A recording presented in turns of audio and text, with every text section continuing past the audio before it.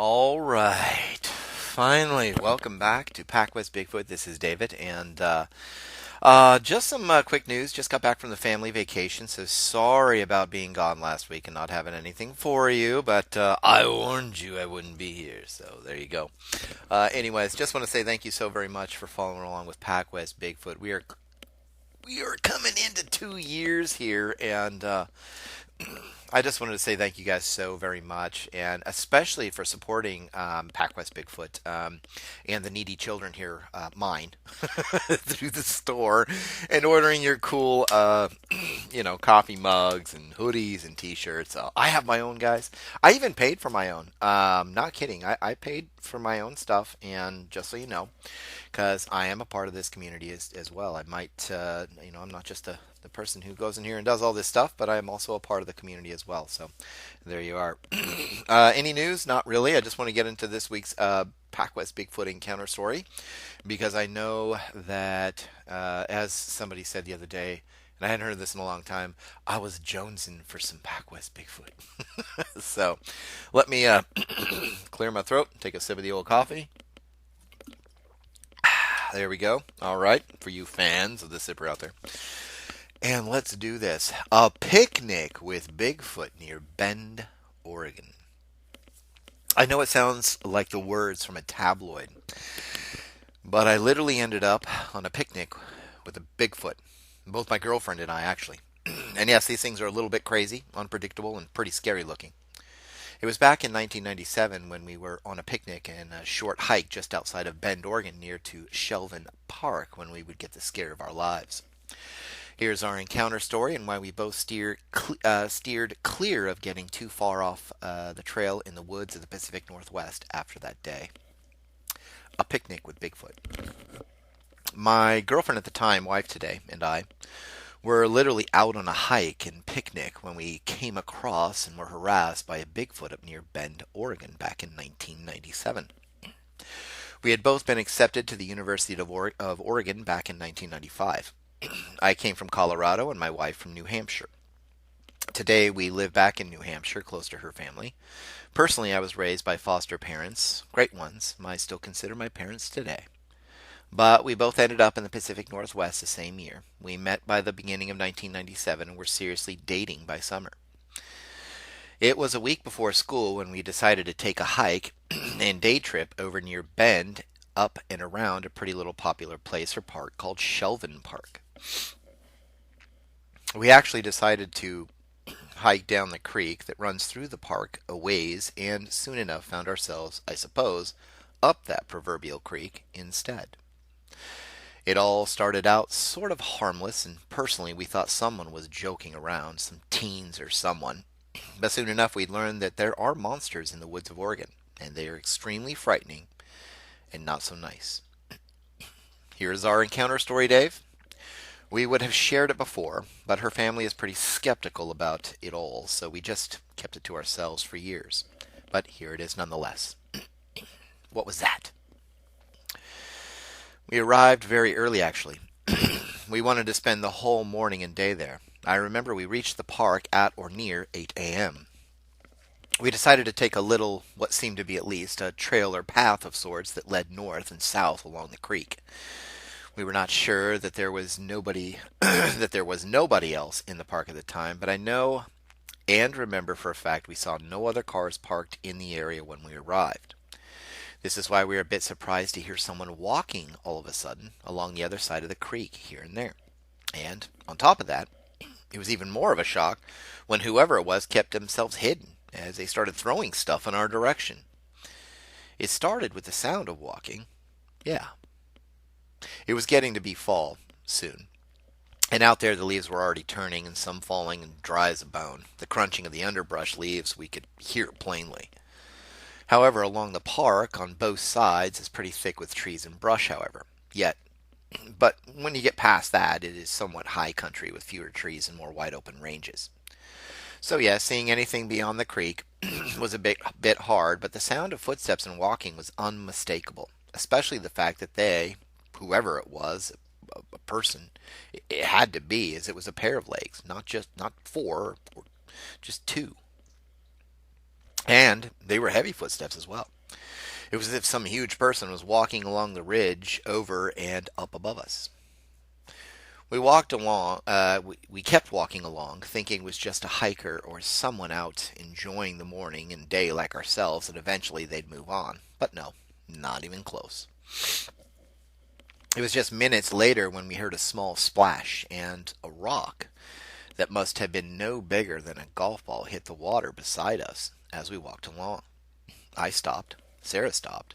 And we both listened as someone moved or walked off again on the far side of the creek. I did yell a bit and just said something along the lines of being armed and would not tolerate the joking forever. But again, just as we started walking, a rock hit the water. Again. But this time the rock seemed to be more baseball in size. I looked up the other side of the creek immediately and caught something absolutely crazy. I pointed out to Sarah, who suddenly moved behind me. And trust me, I wished at that moment I had a gun for real. From behind a tree, we, well, we could make out a large, man-like, but not a human, creature watching us.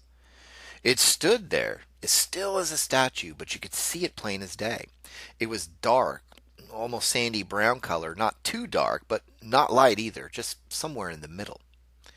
Its face was ugly, and I mean all wrinkly and almost looked like it was scarred up in a way. Its skin tone was coal-like, and its hair covered all I could see at that moment of it. It had a heavy and deep brown line in its eyes. Well, where they should be was it just looked like big black holes. It was Bigfoot, something I never thought I'd ever see, but something I personally thought was a possibility. I'd heard the stories, even back in Colorado, and knew instantly this is what we were looking at. Sarah looked at me and said she wanted to leave, and I mean she wanted to run back to the car. But something in my gut said we should walk back calmly, slowly, and try to keep our wits about us. Back to the car. It was not far, but we did turn around and started moving back up the creek and trail. However, I kept my eye across the creek the whole time, and the whole time I watched as this thing weaved like an apparition almost, or a ghost, in and out of the trees and through the brush. It followed us, and to my own horror, it seemed to be moving closer to the edge of the creek, closer to us. I told Sarah we needed to pick up the pace a bit, but not seem or act like we were, in panic mode. I could plainly see this thing as it seemed to glide between the trees by that point, again. It was literally covered in hair, and it had to be at least 7 feet tall, give or take a few inches. That's just my best guess, however. Each time I glanced over, it was looking right at us, and that face sent shivers up my spine. The eyes were really, really black, like almost empty sockets or something. And the face was just ugly scary. I kept looking down towards its chest from that point on, when seeing or catching up to where it was. And besides, the chest was as big as a barrel. It also kept throwing stuff at us in the water. At one point, Sarah was hit with a pebble, and not a small one that made her flinch, and it stung when it hit her. I got a bit upset at that point and stopped for the briefest of seconds, and that was a total mistake. That thing stopped as well, turned right at us from across the creek, and let out a scream that sent us both to our knees. Literally, you could feel the screaming go right through you. I get it now when people talk about the whole theories of infrasound and Bigfoot. Slapping and running. We finally got started back towards the car again, but this time that massive and ugly thing walked right into the water. Well, it stepped off the other side and was standing at that point in the middle of the creek, that is. It started slapping it with his big hands when I looked back over my shoulder real quick. It was still looking right at us with that cold, dead stare, and it even seemed to have a scowl of sorts. Either way, it kept slapping the water and staring at us. We were almost there, almost to the main parking area, when I felt a rock the size of 2 golf balls, this time, hit me right in the back and hard. It really hurt. By that point, Sarah was freaking out and almost hyperventilating as we practically trotted along the path, and she was mumbling something like a prayer under her breath, I thought. I kept walking and trotting up the creek with her in the water, and we just kept running, or walking real fast. And it kept walking up the creek in the water, then crossed, it sounded like, onto our side. It was grunting and what soon turned into a growling, too.